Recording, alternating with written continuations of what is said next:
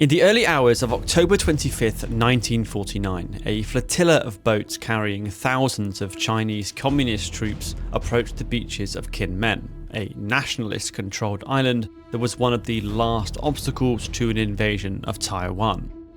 The communist troops believe they are in for yet another easy victory in a year that has already been full of triumph. But as the invasion boats reach the shore, the coastline erupts in a hail of fire. A desperate battle to save Kinmen and Taiwan begins.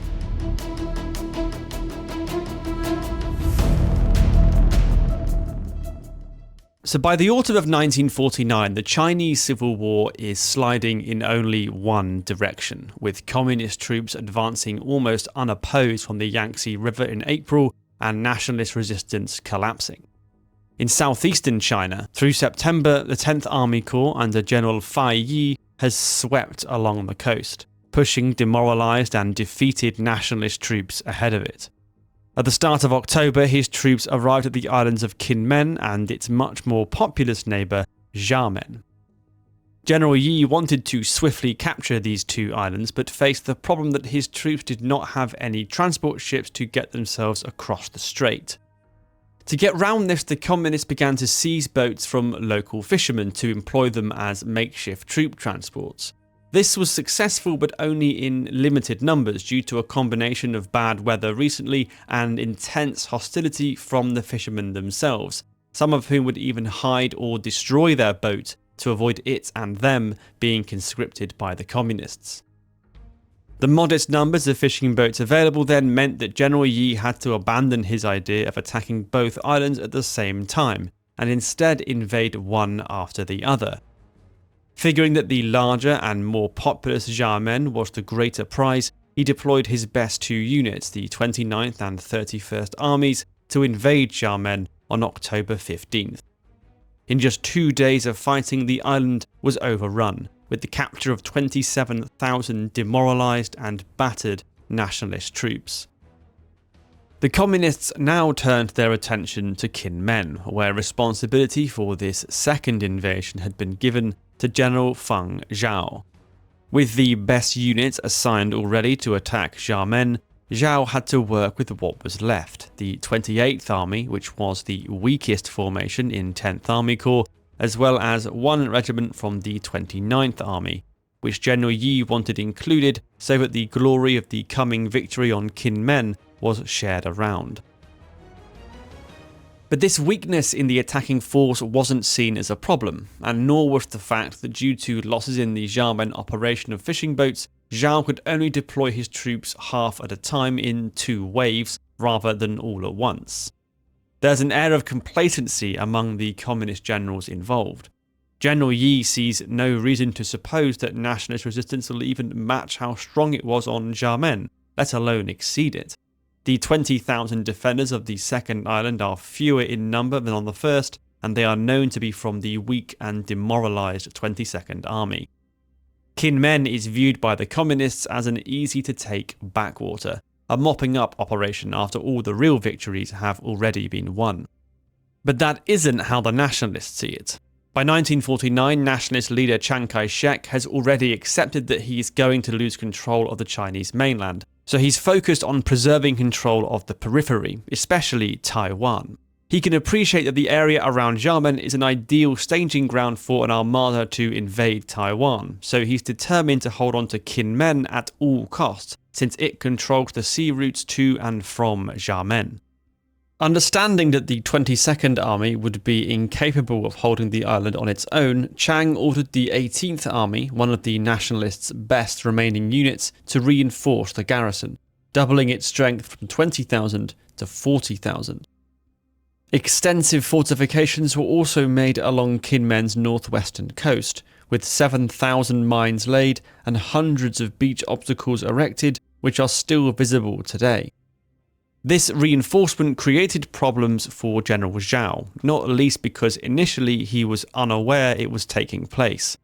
Zhao did know that a battalion of Stuart light tanks were on the island, so anti-tank rockets were to be included on the boats to deal with this threat.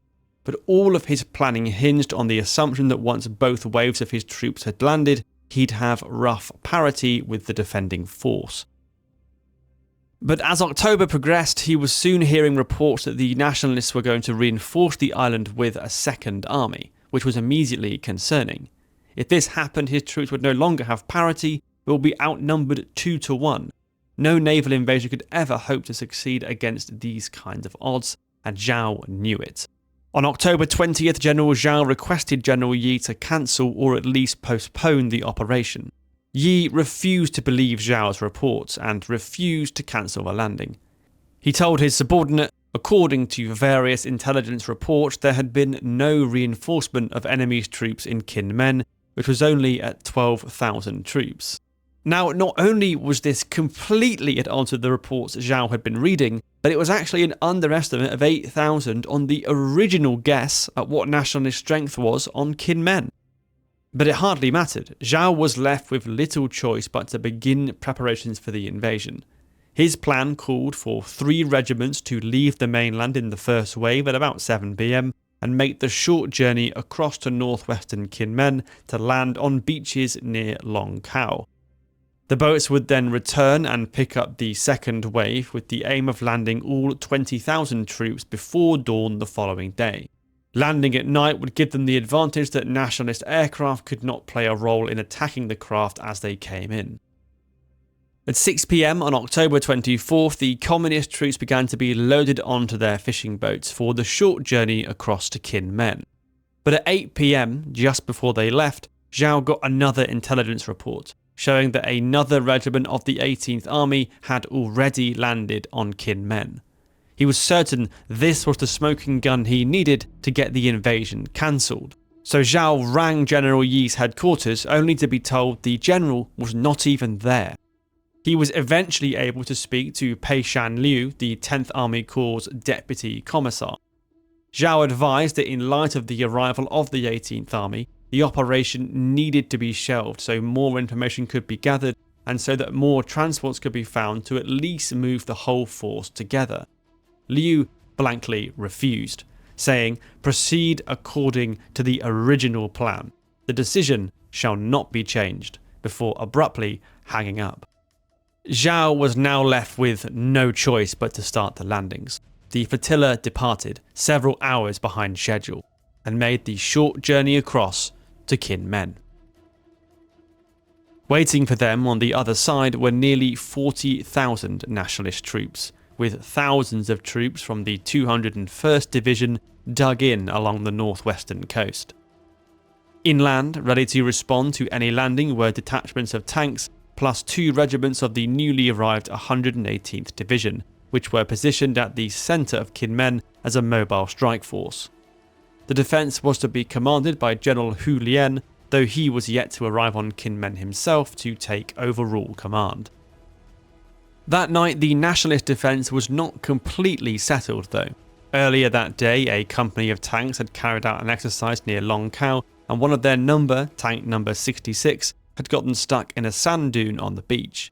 It was still there in the early hours, with 2 other tanks helping platoon leader Yang Chan try to free his stricken tank. There was further disruption not long after midnight, when a Nationalist patrol inadvertently detonated one of their own landmines. The loud explosion alerted the Nationalist defenders up and down the coast, with searchlights switched on and troops standing to. Completely by accident, the defence had been alerted at the worst possible time for the attackers. At 1:40 AM, the first boats approached the coastline near Longkou. The journey had taken longer than planned, with the boats unable to see much in the dark and unable to communicate due to radio silence being imposed. The flotilla was strung out across the northwest of the island, with little cohesion left. The first few boats here were hoping to land undetected, to give themselves time to get established and critically to assemble the anti-tank rockets they had brought, which were carried in 3 parts in 3 different fishing boats.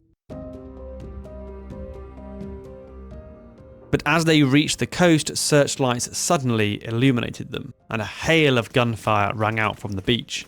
The communist officers on each boat pushed the fishermen piloting the vessels to press on, to get as far up the beach as possible to give the soldiers less distance to cover. but some boats began to snag on underwater obstacles, leaving them stranded and their soldiers a journey of hundreds of yards of wading or swimming to reach the shore. To make matters drastically worse, the 3 tanks that had stayed behind on the beach now found themselves in the perfect position to intervene, opening up with cannon fire directly onto the boats as they attempted to land. This was devastating, with communist troops barely able to get ashore and with no hope of being able to assemble the anti-tank rockets whilst under fire. The landings at Long Kau descended into chaos. It was probably fortunate that so many of the fishing boats had in fact got lost and were landing further to the northwest, as this took them out of range of the 3 Stuarts that were causing such carnage. As the small hours of October 25th progressed, there were confused and intense battles across the area. The 244th Regiment landing at Long Kau suffered heavy casualties and little initial progress inland was made, but further north the situation was better, with less intense defensive fire. The Communist 253rd and 251st Regiments were able to land in better strength and push inland, capturing the towns of Guningtou, Linsuo and Hue, and taking a strong position at Kuan Yin.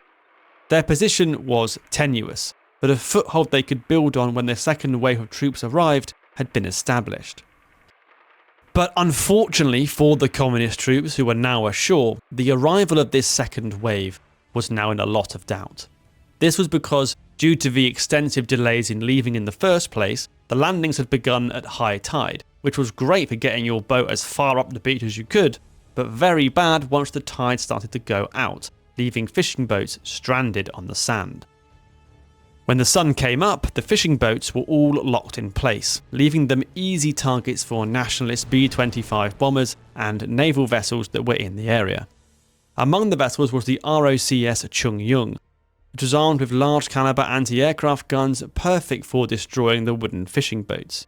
In another stroke of luck for the Nationalists, this vessel was only in the area because, and I swear I am not making this up, it was engaged in an illegal peanut oil smuggling operation and had been waiting for its next shipment. It was a perfect storm that led to not a single fishing boat that made the journey to Kinmen returning back to the mainland to pick the second wave up. The 3 communist regiments ashore, already battered by the landings, were on their own, and it did not take the Nationalists long to go onto the offensive.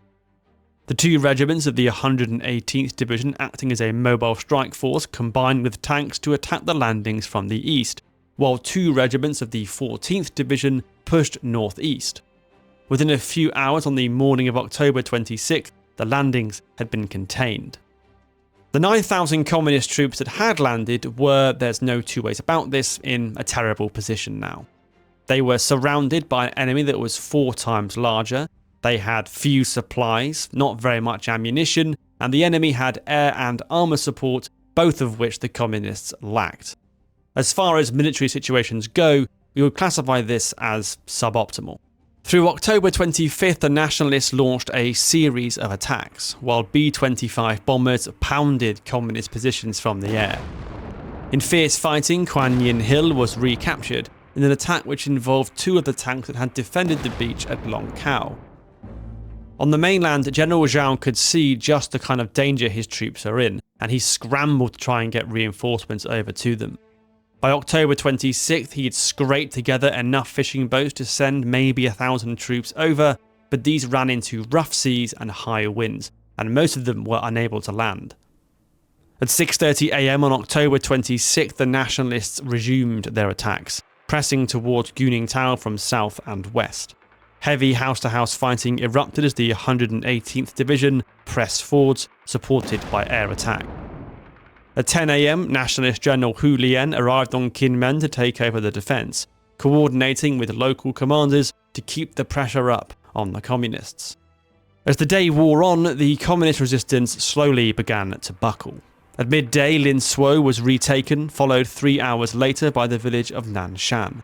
Through the rest of the day, progress was made on the flanks until by nightfall an encirclement of Guningtou had been achieved, though with scattered PLA units remaining along the coast.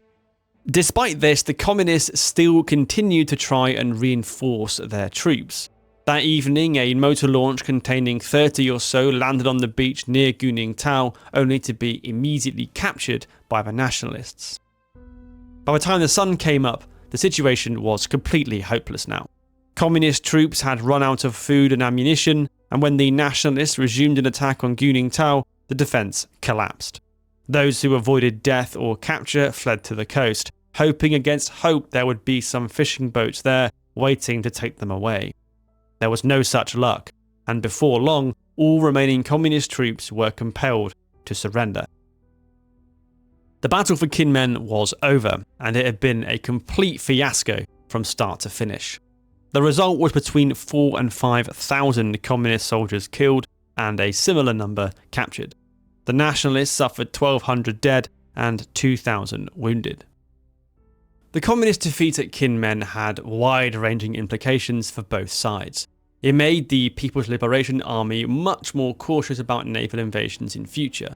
It's not inconceivable that without the Kinmen debacle, they would have tried something on Taiwan later on, an invasion you suspect may not have gone very well for them. Defeat at Kinmen halted the communist momentum in this part of China, ensuring that Kinmen would to this day remain under the control of the Taiwanese government. And critically, victory at Kinmen revived interest in supporting Chiang Kai-shek among the United States, which had all but given up on him in the autumn of 1949. But just a week after the battle at Kinmen, the Truman administration re-established contact with Chiang, and subsequently provided military assistance and official diplomatic recognition of his government, the latter of which lasted until the 1970s and the former persists to this day. Without this US support, it's unlikely that Taiwan would have been able to protect its independence against the communist government in China for as long as it has. The battle on Kinmen Island was far from the Chinese Civil War's largest or most bloody battle, but in the long run, it may have been the most significant. Thank you for watching, and I'll see you next time.